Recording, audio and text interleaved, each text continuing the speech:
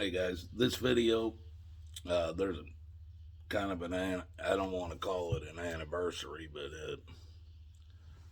there's a date that's coming up here in 11 days.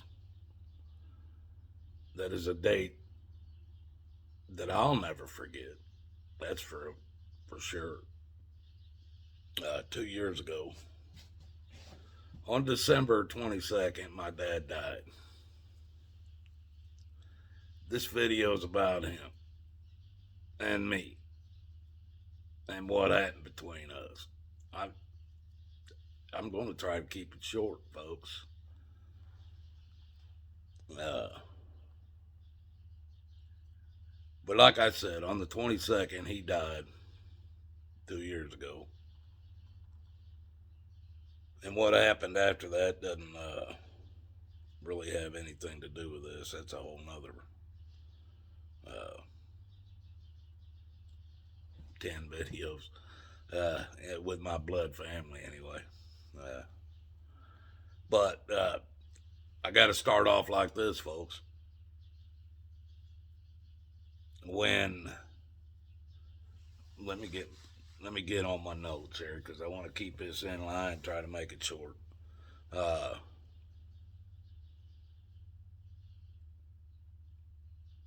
when I was growing up, my dad drank Monday through Friday. If he went to work, and he worked every Monday through Friday. He never worked the weekends. He worked for a union.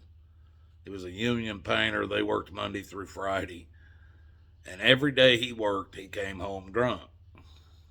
Sometimes he might get off early at noon, get drunk early, come home by 3 or 4 o'clock in the afternoon.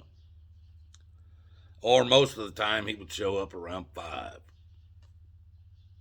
Well, if me, my mom, and my brother and sister were in the house, and anybody, but we always had the front blinds laid wide open so we could see the street because my dad always parked his work van out on the street right in front of the house.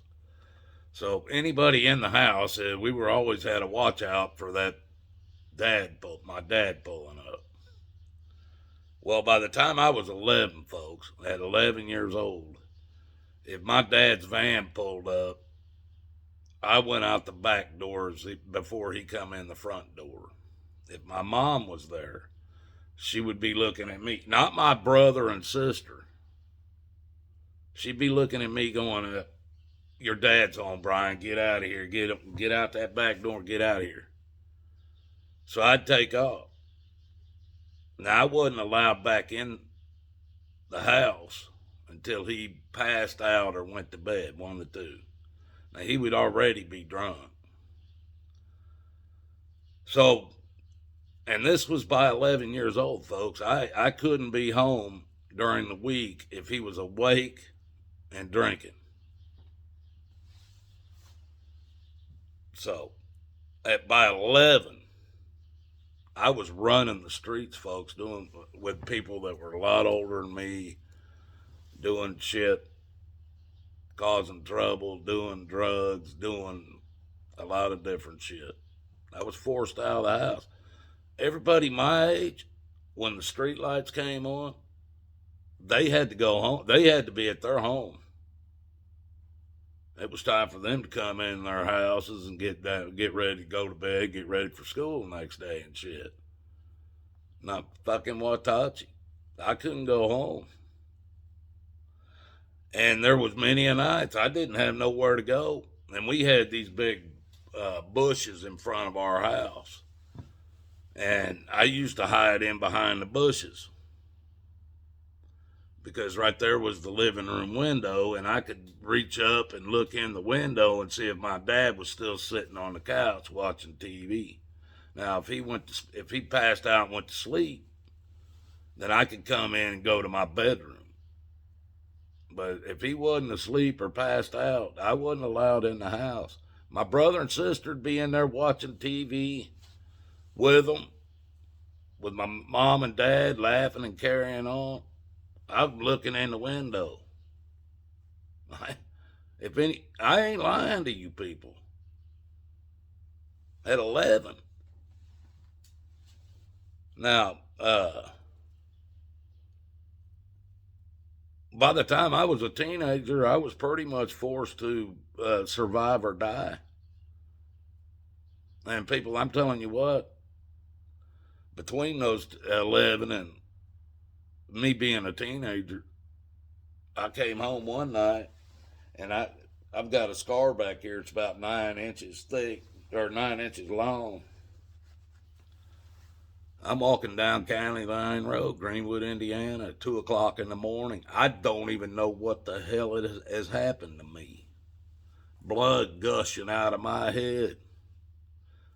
Drunk, doing some kind of dope. I don't know what the hell was going on, to be honest with you. I don't know what I could have been fed.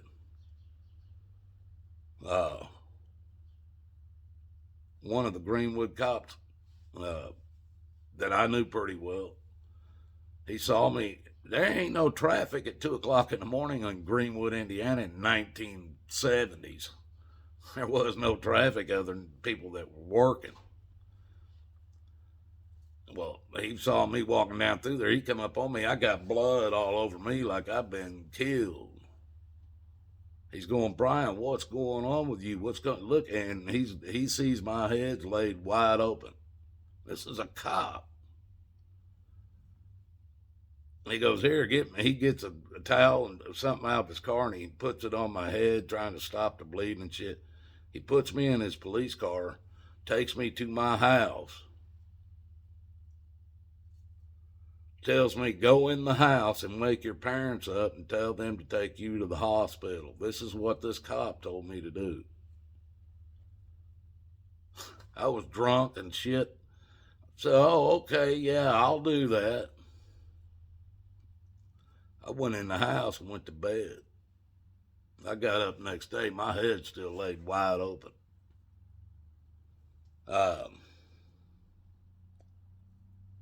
At 14, folks, at 14, by this time, one of the things my dad did train me on, and that was self-defense. And I had to learn to fight him. And he taught me about every weapon that sits around you, because he hit me with about everything that was sitting around him at the time if I screwed up. Didn't matter. It could be a guitar, a lamp. Didn't matter. I'd get busted upside the head with it or something. Well, by the time I was 14, folks, there come a time he was drunk and he knocked down my mother. And by this time, I'd had enough.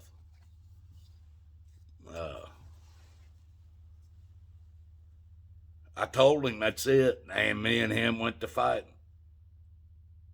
By the time it was done and over with and the cops got there, I had him in a headlock, his face smashed up against the wall with all my weight on his neck.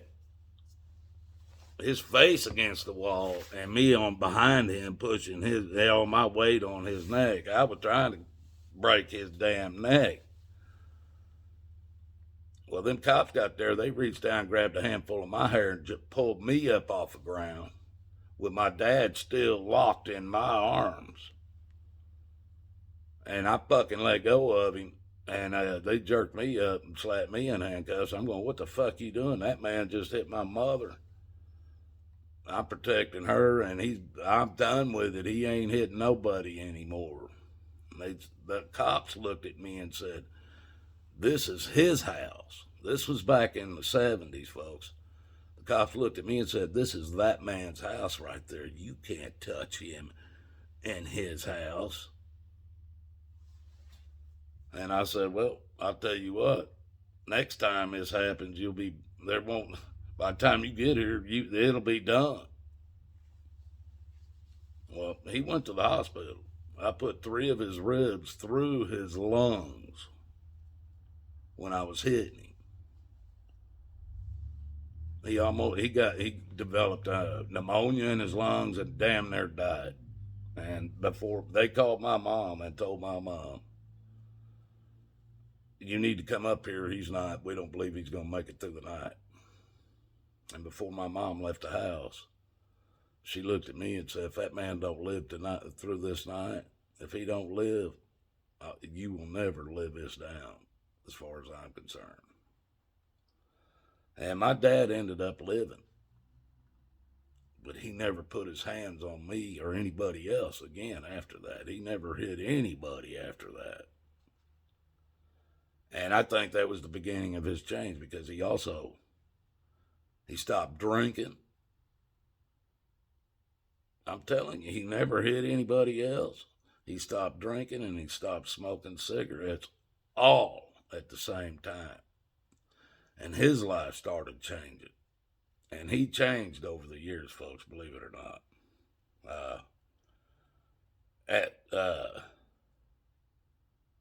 By the time I was 15 years old, I had a friend of mine that his parents knew a lot about me. I hung around over there a lot, and they actually asked my parents if can Brian just come live with us. My parents said, please. Well, I blew that pretty quickly, folks. I did. That was 100% me. These people were willing to, they didn't realize I'd already been on the streets by the time I was 15, hell, I'd been running the streets for 4 years. I've been doing shit with people that were 4 or 5 years older than me. And they were willing to, they wanted to help me. They did. But it wasn't that stupid. What got me screwed up with that is they had a big 2 or 3 story house on this street it was a tight, not a real tight street that ran up and down 2-lane street, but it was tight out there. You couldn't park out on the street or nothing. There wasn't enough room. And they had a big yard, big nice house, and they had a garden and stuff out back. And they had a lot of tomatoes in it, folks. Tomatoes. And me and my buddy, I'd already moved into their house and shit. And there's nobody home but me and my buddy. His mom and dad owned the place. And we're sitting there, and I'm looking at the tomatoes, and we're kind of messing around with those tomatoes. And all of a sudden, I'm looking, and I just take one, and I sling it down the driveway, which it was a pretty long driveway, and it busts out into the street. Man, shit, look at that. I go, you know what, man? But I said, you get up there by the front of the house. I said, you tell me when somebody's coming around that corner. And I said, I bet I can time it, even though I couldn't see nothing except right straight down the driveway where the 2 houses were sitting there. I really couldn't see that far down. I just had to go by him telling me when they turned and timing it. I said, I bet I can hit a car. Sure enough, first car, I nailed it right into that tomato, busted all over that car. By that time, we already shot in the back window, went up to the top floor, and was looking out the top floor, out the window down at the car down there, and they get out and looking around. They see the tomato, and they're looking around. And they can't see nobody. They don't hear nothing, I don't know where it's coming from. So, we go back out there and do it again. My buddy goes, he's standing up there in the front up by the house. He didn't want to throw the tomatoes. He wanted to tell me when a car was making that corner. Because I had the timing down perfect. I could even hear the cars coming, So I had the timing down perfect. Here he come. He goes, hey, and he tells me that a car's just made that corner. Then he comes running at me going, no. And he's pretty little ways away from me, and I'm just shaking my head, and I can hear the car coming. I sling the damn tomato. He heads right straight for the back door. I see it it's a police car, and boom, it hits right on the window. Right on the side window. I had pretty good aim. He's already in the house. I'm shooting in the back door. Cop never seen none of us, neither one of us. We're up in the window.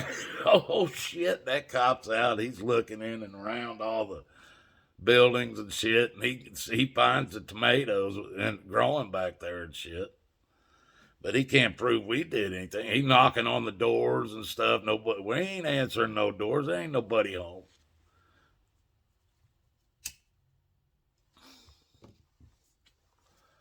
Well, the cop came back when somebody was home, so uh, nobody owned up to nothing. But after it was over, I had to find somewhere else to go.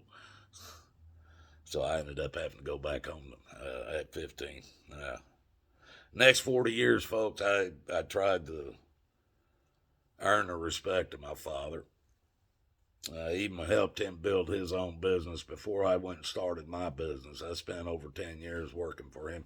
More than that, but I mean, I worked for 10 years straight just for him to help him build his business. And when he was ready to retire after he had been through 2 heart surgeries, open heart surgeries, he told me I would have to pay him for the business, and I didn't have the money to pay him, and basically is why I kept working. I ended up starting my own business, but he ended up giving it all to my younger brother. That was over the next 40 years. Now, the last 3 years of his life, folks, me and him had a good relationship. We talked many times. He told me he loved me. I hadn't always told him. Matter of fact, the word love wasn't used in my family until I injected it into my blood family. And the family I have today, the word love was always used between all of us. Many times a day, folks. We don't play around. But with my blood family, we didn't use the word. And once I started using it, now this was after many battles. After I started using that word around my mom and dad, they started using it back to me. So things changed. The last 3 years of my dad's life, and my mom only lived 6 months after that. And like I said, that's another 2 years of therapy. But I don't do therapy. But me and my dad squared everything away. And I explained to my dad, he even said something about, or he was talking about maybe needing some help from me or from us up here. And I was still working then. And I had told him, I said, well, Dad, the only way I can help you in any way is you're going to have to come up here where we're at. Come up here and live with us, whatever it's going to be, you and Mom. I said, but no, I'm not coming down there. I said, that family you built down there, you and Mom built, I know I was a part of it. But that bunch you got running down there, that's not my family. That's your family. And my dad said, he understood what I was talking about because I went somewhere else and made my own family. That was his family. That ain't my family. And they never treated me like I was. So, but people, that's just old man Watachi. Another 20-minute video. You guys, God loves you. I love you. I tell you these stories because I'm human just like you guys. I have a different life. Different shit has happened to me. Different shit has happened to you. Things that happened to you affected you in different ways.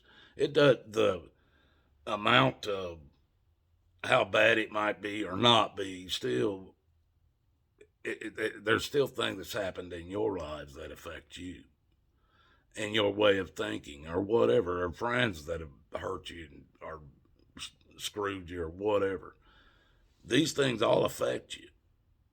And that's what I'm saying. Over a 60-year period, this story I just told you got worked out from two people basically at me being 11 years old wanting to kill my dad, and it seemed like my dad wanted to kill me at that time. By the time we both figured each other out before he died, I figured him out, people. There's a lot I can tell you about this man. He was born at the beginning of the Great Depression, and he was in the chosen reservoir battles. 25 men left out of the entire battalion. My dad was one of them men. He got 3 Bronze Stars and a Silver Star. He had been through more than I could ever even imagine before I was even born. I never knew all that shit till I got older.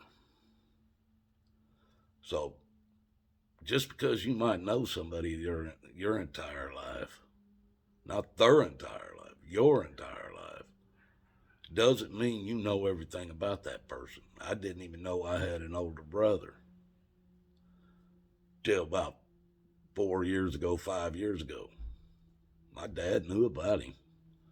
His name was Ray. He named my sister's middle name is Ray, named from my first brother that was born that my dad had. We didn't know none of that till about 5 years ago, 6 years ago. People, God loves you. I love you. I could go on for hours and days about stories, but seek Jesus' path, because that's what led me to where I am today. Unless you guys think I'm a bad person. I mean, I don't know what you people think of me. No, I know what a lot of you do. But now, if you think I'm a bad person, don't follow me then, because you'd be wasting your time. You got better or worse people to follow if you want bad. I used to do bad all by myself. I didn't need a group of guys or a bunch of people. I could do bad all by myself. Today, I'm glad to have everybody I have in my life, because the ones that I don't need anymore aren't there. I love you guys.